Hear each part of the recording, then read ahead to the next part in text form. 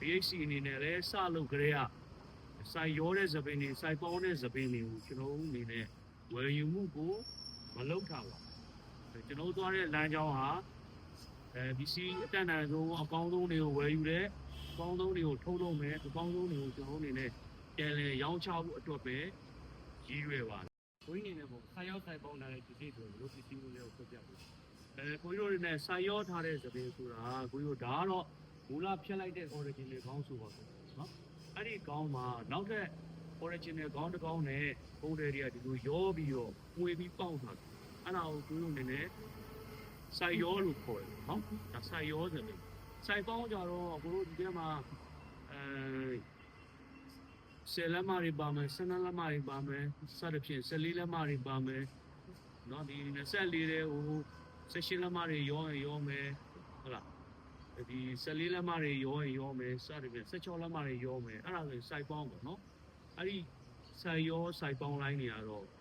တင်းကန်ဝယ်ယူရလို့ရှိရင်တော့ရှိမှာပါဒါပေမဲ့ကိုကြီးတို့အနေနဲ့ဝယ်ယူမှုမလုပ်အဲ့လိုဒီလိုမျိုးဒီပထမဒါခေါင်းတစ်ကောင်ဒီဟာလဲခေါင်းတစ်ကောင်အဲ့အမျိုးဒီလိုရောနှောပြီးမှုေးလာတဲ့ဆိုပေမျိုးဆိုရင်လည်းကျွန်တော်အနေနဲ့ဝယ်ယူပါဦးခင်ဗျာဒီထဲမှာဟိုဟာဒါ22လက်မရှိရဆိုပါတော့ဒီ22လက်မထဲမှာဟလာဒီ10လက်မတွေပေါင်းလာမယ်12လက်မတွေထည့်လာမယ်16လက်မတွေထည့်လာမယ်စသဖြင့်ပေါ့အဲ့လိုအတူတွေဒီထဲမှာထည့်လာရင်လည်းကျွန်တော်အနေနဲ့ဝယ်ယူမှုမလုပ်ပါဘူး။ဘာဖြစ်လို့ဝယ်ယူမလုပ်လဲဆိုတော့ကျွန်တော်တို့ရှင်ကနေဝယ်တဲ့ပုံတွေကြီးတွေကလည်း